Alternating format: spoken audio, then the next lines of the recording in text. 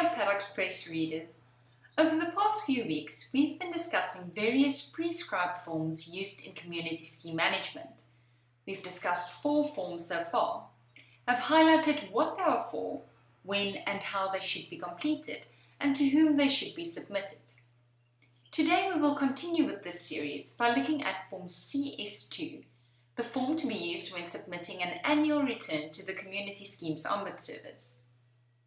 According to Section 59B of the Community Schemes Ombuds Service Act, every community scheme, that's every body corporate, HOA, retirement scheme, share block scheme and time-sharing scheme, must, from the commencement of the Act back in 2016, file an annual return with the CSOS in every calendar year in the prescribed form.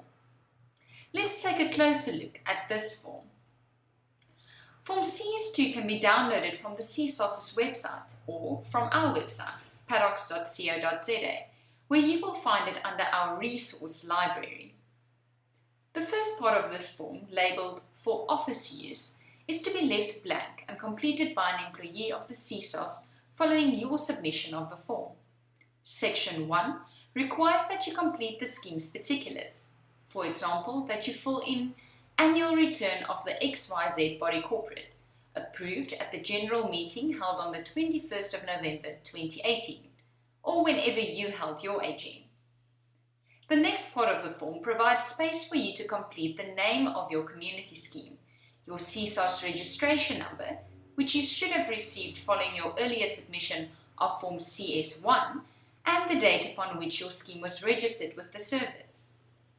Next, you are to complete the details of your scheme executives.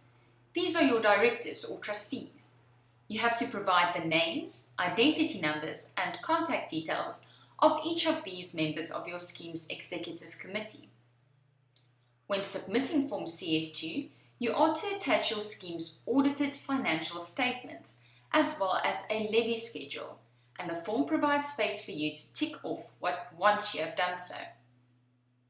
You also need to specify the total amount in CSOS levies that you have paid over to the CSOS.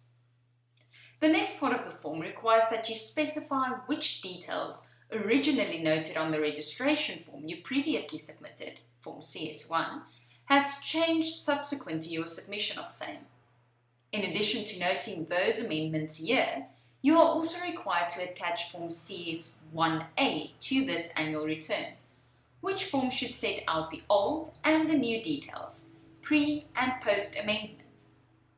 Take note that the form is labelled Form CS1A rather than A1, and that the latter was probably a typo on this Form CS2. The final part of this form to be completed is the declaration by the scheme's authorised representative that he or she solemnly swears that all the information provided is, to the best of his or her knowledge, true and correct. Once you have completed the form and attached the scheme's annual financial statements, levy schedule and Form CS1A if applicable, a copy of this pack is to be hand-delivered or emailed to your nearest CSOS branch. Remember to keep proof on record that you have done so. I trust that you have found this video tutorial helpful. Until next time, goodbye.